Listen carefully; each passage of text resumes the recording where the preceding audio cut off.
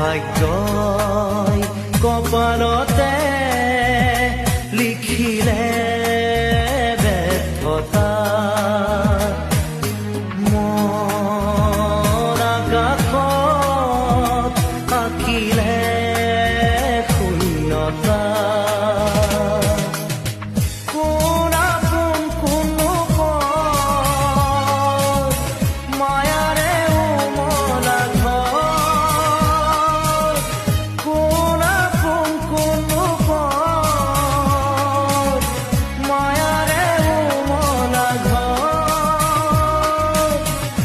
ভাগি যায় পৰ